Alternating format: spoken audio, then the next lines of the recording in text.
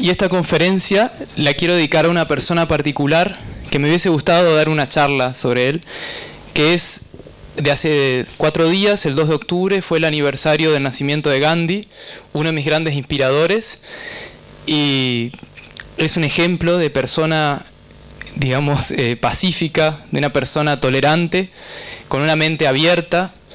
Y hoy estamos a 4 días de su muerte, donde se festeja el Día Internacional de la No Violencia, el 2 de octubre. Por eso esa bandera que ven ahí, que me la dieron como embajador de la paz este año, y el pincito que lo tengo acá. Pero Gandhi acá en el corazón, igual que muchos otros como la Madre Teresa, como Nelson Mandela, que nos dejó hace poco. Entonces esta conferencia va dedicada a Gandhi. Y el título, como verán, así que hay que empezar. Como todo, el show tiene que comenzar. Vamos a hablar del sentido de la vida en función a los dones y talentos. Un tema que creo fundamental, y hablar, como se darán cuenta, hablar de este tema, no se esperará alguien con saco y corbata para hablar.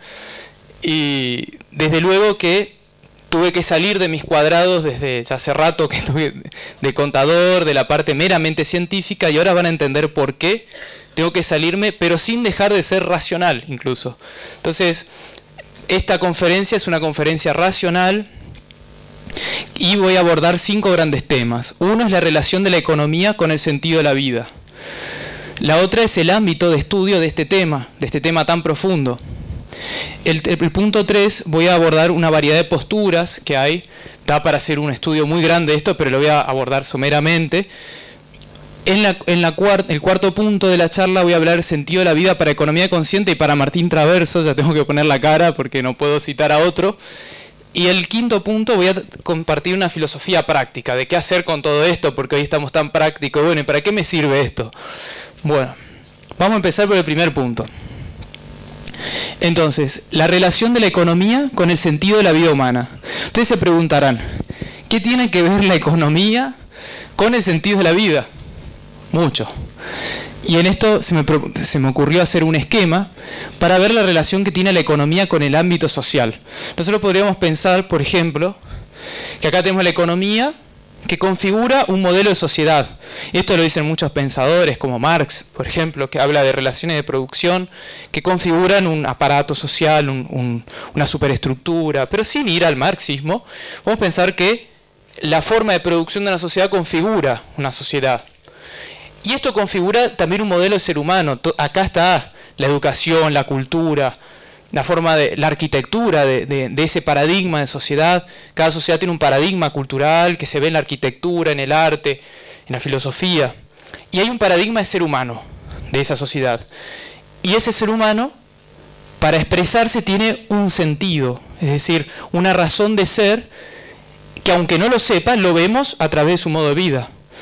Yo propongo un ejercicio como pensarnos como que fuéramos antropólogos extraterrestres y por momentos bajáramos acá y quisiéramos saber cuál es el sentido de la vida de esta especie. Entonces, ¿qué tendríamos que hacer? Una es preguntarle cuál es el sentido de tu vida, y por ahí podríamos descubrir que hay personas que nos van a decir vivo para ser feliz, un montón de respuestas que no nos van a dar una información certera, porque evidentemente no se lo están cuestionando. Pero al final, si queremos ir a los bifes, observamos cómo viven y decimos, este vive para tal motivo, ¿no es cierto? Es como cuando se hacen encuestas, ¿cuánto gana usted? Y la mayoría o miente para arriba, depende de la clase social, o miente para abajo porque cree que le van a cobrar impuestos. Entonces con el sentido de la vida pasa algo complejo también. ¿Cómo preguntarlo? Entonces yo me quedo con la observación. A través del modo de vida puedo sacar el sentido de la vida de la cultura diaguita, por ejemplo, de donde proviene Indabor. Puedo inferir el sentido de la vida de un musulmán. Puedo inferir el sentido de la vida de alguien que vive en la cultura de los Zulú, que lo voy a nombrar ahora en Sudáfrica, del Ubuntu. Es decir, si observo esto, entiendo esto, puedo ir para atrás. En fin, acá lo que está pasando es una ausencia de este cuestionamiento del ser humano, quién soy, pero que en esta ausencia se define a sí mismo. Aunque no se lo cuestionen, tienen un paradigma de quién soy. Cuando yo les pregunto quién sos, me dan una respuesta. Y viven en función de un motivo, aunque no se lo hayan cuestionado. Entonces esta es la relación de economía con la sociedad. Y ahora vamos a ver la economía en relación con la ética y la antropología, otras dos grandes áreas. Y ahí vamos a ver que el ámbito del quién soy es el ámbito de la antropología. Cuando digo quién soy, ¿quién es el ser humano también? Estoy preguntándome por el ser humano en general. El Papa Francisco dijo que hoy, hablando de problemas económicos, que el problema es antropológico. Quizás estaba teniendo esta intuición. Con el Papa Francisco coincido entonces. Parece que salió. Ahí volvió. Bien. Y el ámbito del para qué estoy y cómo vivir estas preguntas corresponde a la ética, que más adelante lo vamos a retomar. ¿Y qué es lo que pasa hoy? Esta es la relación que tiene la economía con este ámbito. El paradigma actual está centrado en la economía. ¿Y qué ocurre? Definimos un modelo de ser humano en base a la economía, lo que los sociólogos han llamado homo economicus. Es decir, el hombre se define en función del modelo económico. Y la economía consciente es una propuesta de pasar de esto, donde el paradigma que nos define nuestra identidad está acá, que pase a este lado, es acá. Entonces, de homo economicus a un homo consciens, como decía Jaindabor, el animal económico, ¿no? Y cómo pasar a ser un hombre consciente, que desde luego, ¿consciente de qué? De cuestionarse quién es y por qué está acá, por lo menos. Son los pasos mínimos que puede dar, desde mi punto de vista, para considerarlo consciente, ¿no? Consciente de su existencia, de su propósito. Y como era la economía consciente, parte de la antropología. No es como acá, que esto da identidad al ser humano, es al revés. El ser humano, cuestionándose y asumiendo su sentido, configura una economía, porque va a vivir de este modo que le da sentido, y de este modo se configura una economía que configura una sociedad, y esto se recrea a sí mismo, que configura una cultura, una forma de divertirse, una forma de relacionarse con los otros. Entonces, otra forma de ver esta relación es en un esquema lineal. Para mí es más circular, pero a veces somos amigos de los esquemas lineales, nuestra forma de pensamiento. Entonces podemos pensar que la economía configura un modelo de sociedad, que configura un modelo de ser humano, que configura un sentido de la vida y un modo de vida. O sea, este sentido de la vida lo adquiere de acá, aprendido, en piloto automático. Pero, y este sentido de la vida tiene que ver con esto que ya expuse en la charla anterior, y voy a simplemente nombrarlo, que tiene que ver con el paradigma de la economía hoy, que tiene que ver con la escasez. La economía hoy dice que no hay suficiente para todos. Este es el razonamiento Osvaldo, que lo expuse en la otra charla, ya los que estuvieron, y si no lo pueden ver en internet, un nuevo paradigma en economía. Este es el razonamiento, no hay suficiente para todos, entonces tengo miedo de que va a faltar. Entonces mi relación con el otro es necesariamente la competencia ante este miedo. Y mi comportamiento económico es el generar stock. Tengo miedo y tengo que acumular. Ahí disminuye el flujo de las cosas que circulan, inflaciona los costos, todo es más caro, y esto excluye a la gente, excluye de la economía. Entonces afuera recreamos escasez. Esta es la profecía autocumplida de la escasez. Y bueno, después tenemos lo que es la contraria, que sería pensar de la abundancia. Hay suficiente para todos, que de hecho hay culturas que viven de este modo, por ello comparten. Implica un sentimiento de confianza de que va a haber. Esto hace que surja la cooperación como un modo natural, obvio, pero surge en este contexto. No, acá es difícil que surja la cooperación. Y acá el que acumulaba stock, acá crea riqueza, acá quiere dar. En vez de retener, tiene un impulso a dar. Entonces, este paradigma de la economía, que no es el único, ese paradigma predominante en este momento, genera un modo de pensamiento y una sociedad. Una economía basada en la competencia genera una sociedad piramidal de relaciones de poder. Esto lo ven los sociólogos, esto da para una conferencia completa, pero lo voy a nombrar solamente.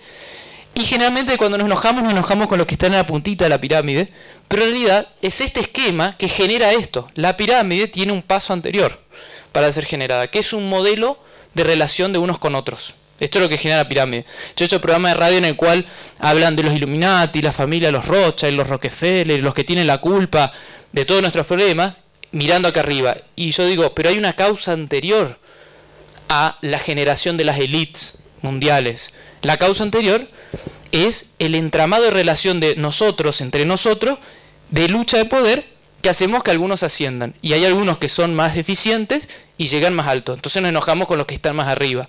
Pero el que está más abajo es igual, solamente que tiene menos poder. Pero está jugando al mismo juego.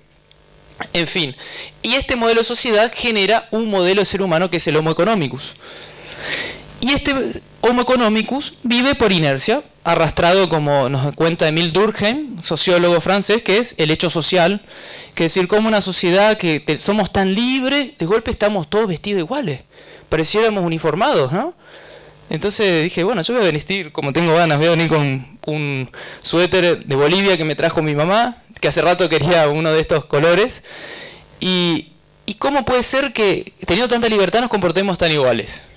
Y ahí está esta ausencia de cuestionamiento que existe hoy en la actualidad, con esta aparente libertad que tenemos, aparente, porque no la usamos. Entonces, esto lo dejamos en piloto automático y nos comportamos de este modo, reproduciendo esta forma de vida que se llama la carrera de la rata, ¿no? Vivimos siempre para un futuro y un bienestar económico, que ya vamos a analizarlo. Esta es la propuesta del cambio de mirada de economía consciente de mi postura, que es ver al revés, que parta del ser humano, este cuestionamiento, que cuestione su sentido de vida, ahí modifica su modo de vida, y de este punto la economía es un efecto, es cómo vivimos, cómo nos relacionamos, ¿no? Cómo usamos el dinero, cómo usamos los trueques, cómo usamos todo lo demás. Y aquí aparece un modelo nuevo de sociedad.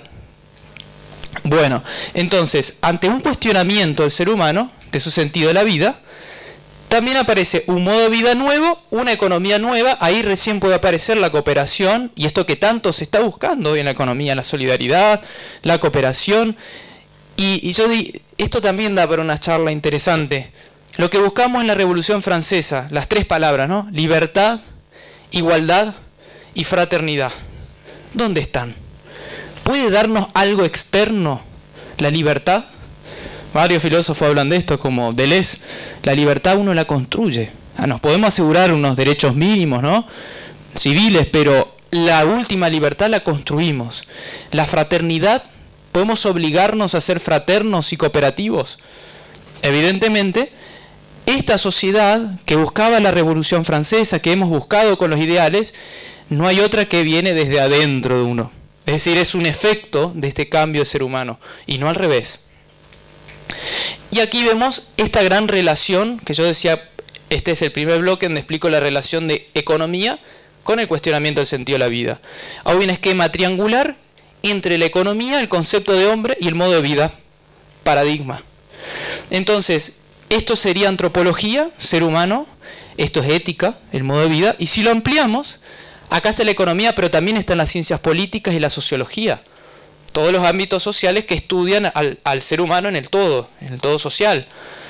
Y acá está la antropología, pero también está la psicología, la historia, la filosofía, todas las áreas sociales que estudian, también las neurociencias, la medicina, la biología.